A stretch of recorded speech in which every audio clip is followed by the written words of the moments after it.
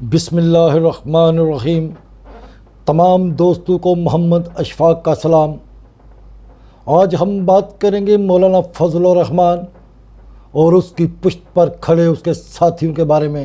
اور اس بات کا احاطہ کریں گے کہ فضل الرحمان کوئی عالم دین ہے یا کوئی سیاستدان، اور بطور سیاستدان اس نے دین کی کون سی خدمات سر انجام دی ہیں۔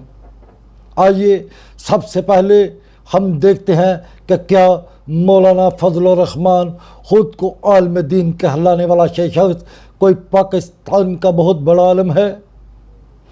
اور لوگوں کے دینی مسائل کو حل کرتا ہے، یا ایک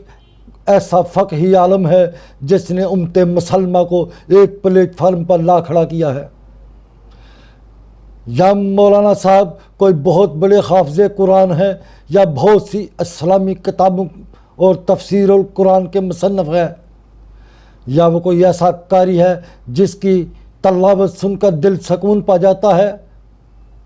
یا اس کے ساتھ کوئی ایسے واقعات منسوب ہیں کہ جناب مولانا صاحب کی تعلیمات سے متاثر ہو کر لاتعداد لوگ اسلام کی طرف راغب ہو چکے ہیں، یا وہ کوئی ایسا اسلامی مقرر ہے جس کی تقاریر سے مردہ ایمان تر و تازہ ہو جایا کرتے ہیں، یا اس نے ختم نبوت کے معاملے میں کوئی مثالی کردار ادا کیا ہو، یا کہ وہ کوئی بہت بڑا اسلامی سکالر ہے اور لوگوں کے علم کی پیاس بجھاتا ہے، یا وہ کوئی ایسا مبلغ ہے جس کی تبلیغ سن کر لاتعداد لوگ، گمراہ لوگ اسلام کی طرف پھر سے راغب ہو جاتے ہیں۔ اگر ہم ان تمام سوالوں کے جوابات ڈھونڈتے ہیں تو ہمیں یقیناً یہی جواب ملتا ہے کہ نہیں، ایسا تو کچھ بھی نہیں ہے۔ جب ہم کو یہ جواب ملتا ہے تو پھر ہم اس کو عالم نہ مانے یا عالم دین نہ سمجھے تو اس میں قباحت ہی کیا ہے۔ بتاتے ہیں کہ سیاست کے میدان میں محترم نے آج تک کون سا مار کا سر انجام دیا۔ لگ بھگ ہر حکومت کا حصہ رہنے کے باوجود ملک سے آج تک سود کے خاتمے کے لیے کچھ نہ کر سکے، اور اسمبلی میں کوئی ایک بل بھی پاس نہ کروا سکے، اور آج تک مصروف بل پاس کروانا تو درکنار اسمبلی میں ایک بل بھی پیش نہ کر سکے کہ جس بل کی روح سے پاکستان میں سود کو حرام قرار دے دیا جائے۔ اس کی اسمبلی میں کی گئی کوئی ایک تقریر بھی ایسی نہیں ملے گی جس میں سود کے خاتمے کا مطالبہ کیا گیا ہو، حالانکہ اللہ تبارک و تعالی فرماتے ہیں کہ سود میرے ساتھ اعلان جنگ ہے، اور محترم خود کو عالم دین کہلانے والا یہ شخص ہر اس اسمبلی کا حصہ رہا، اور ان اسمبلی میں بیٹھ کر اللہ تبارک و تعالیٰ کے ساتھ اعلان جنگ ہی کرتا رہا۔ آپ لوگوں کو ایک شخص کی کوئی ایسی تحریک نہیں ملے گی جو اس نے کشمیر کی آزادی کے لیے چلائی ہو،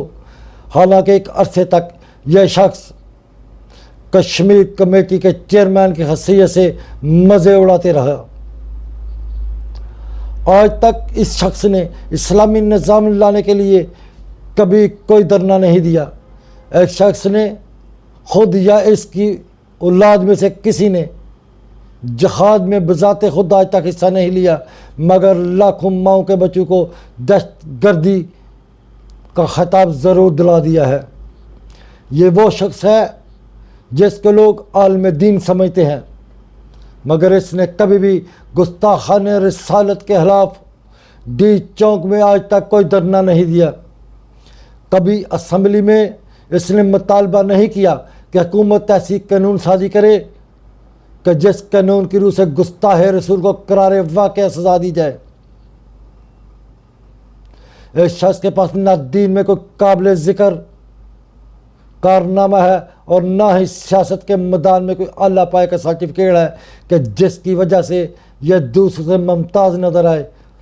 اور ہم کو اس کو لیڈر کہنے میں خوشی محسوس ہو،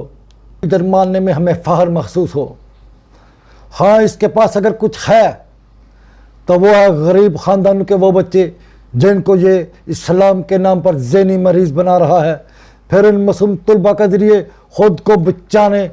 کے لیے اور اس کرپٹ اور گلے سڑے نظام کے بینیفیشری لیڈروں اور چور سیاستدانوں کو بچانے کے لیے ہمیشہ سے میدان عمل میں کود پڑتا ہے اور ریاست کو دھمکیوں کے ذریعے مفلوج کر کے اپنی مرضی کے مطابق فوائد حاصل کرتا ہے۔ اس کے پاس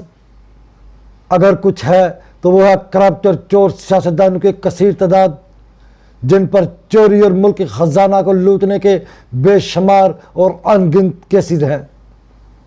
یا ان چور اور کرپٹ سیاستدانوں کی اولادیں جن کے جھوٹ اور فریب کی داستانیں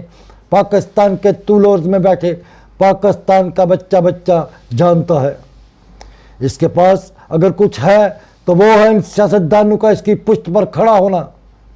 اور ان سیاستدانوں کا اس کو اپنا سربراہ بنانا، جو ملک میں اور ملک سے باہر بیٹھ کر پاکستانی اداروں کو کمزور کرنے کی سازشوں میں لگے رہتے ہیں، اور ان سیاستدانوں کا اعتماد جو خود کو آج بھی افغانی کہتے ہیں اور روہتک تک کے علاقے کو افغانستان کا حصہ گردانتے ہیں۔ ہاں، اس کے ساتھ ہیں وہ جماعتیں جن کے سربراہ مرنے کے بعد بھی پاکستان میں دفن ہونا گوارا نہیں کرتے۔ ہاں، اس کے کریڈٹ پر ہیں وہ لوگ جو پاکستانی فوج کو گالیاں دیتے ہیں اور ہمیشہ پاکستانی اداروں سے ٹکراؤ کی پالیسی پر عمل پیرا ہے۔ ہاں، اس کے کریڈٹ پر ہیں نواز و زرداری جو اپنی کرپشن بچانے کے لیے احساس کا کندھا استعمال کرتے ہیں، ملک میں افراتفری پیدا کر کے اپنے مقاصد اور معاملات کے لیے ریاستی اداروں سے ڈھیل یا ڈیل چاہتے ہیں۔ اس کے کریڈٹ پر ہیں وہ تمام جماعتیں جو حکومت سے باہر ہوتے ہی آنے والی حکومت کو ناجائز سمجھتے ہیں اور اس کو گرانے کے لیے متحدہ محاذ بنا کر اسے ختم کرنے کی مذموم سازشوں میں لگ جاتے ہیں۔ ہاں، اس کے کریڈٹ پر ہیں وہ لوگ جماعتیں جو حکومت سے باہر ہوتے ہی عوامی ذہن کو پراگندہ کرنے کے لیے مہم چلاتے ہیں کہ ہمارا مینڈیٹ چوری کر لیا گیا ہے اور ہماری جیت کو ہماری شکست میں بدل کر کسی دوسرے شخص کو حکومت دے دی گئی ہے، کیونکہ یہ لوگ سمجھتے ہیں کہ انہوں نے تو پاکستان میں دودھ اور شہد کی نہریں بہا دی تھیں، اور یہ لوگ سمجھتے ہیں کہ انہوں نے اس ملک کو یورپ اور امریکہ کے مقابلہ کھڑا کیا تھا، اور یہ یہی خیال کرتے ہیں کہ ہم پوری دنیا میں ترقی یافتہ ممالک کی سامنے کھڑے ہو چکے تھے، اس لیے پوری پاکستانی قوم نے تو ووٹ ہم کو ہی دیا تھا۔ مگر وہ یہ نہیں جانتے کہ جب عوام نے دیکھا کہ ان لوگوں نے ملک کو قرضوں کی دلدل میں دھکیل دیا ہے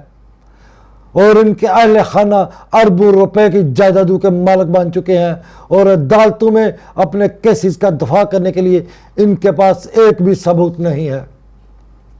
اور اگر ہے تو وہ ہے ان کی اولادوں کے جھوٹے بیانات اور جو کہ میڈیا پر گردش کرتے رہتے ہیں، تو عوام نے ان کو ریجیکٹ کر دیا ہے۔ مگر یہ سب بادشاہ سلامت ہیں اور اس بات کو تسلیم کرنے کے لیے تیار ہی نہیں کہ ہم شکست کھا چکے ہیں اور ایک کھلاڑی نے پاکستانی قوم کی مدد سے ہمیں چاروں شانے چت کر دیا ہے، اور جس کا ہم تمسخر اڑایا کرتے تھے وہ شخص آج پاکستان کے ایوان بالا میں پریزیڈنٹ آف پاکستان نہیں، وزیر اعظم آف پاکستان کی حیثیت سے براجمان ہے۔ مگر یہ لوگ یہ بھی جانتے ہیں کہ وہ شخص ان کو کوئی بھی ڈھیل یا ڈیل دینے کی حمایت نہیں کرے گا، اس لیے ان کے پاس اس سے چھٹکارا حاصل کرنے کے علاوہ کوئی بھی آپشن موجود نہیں ہے۔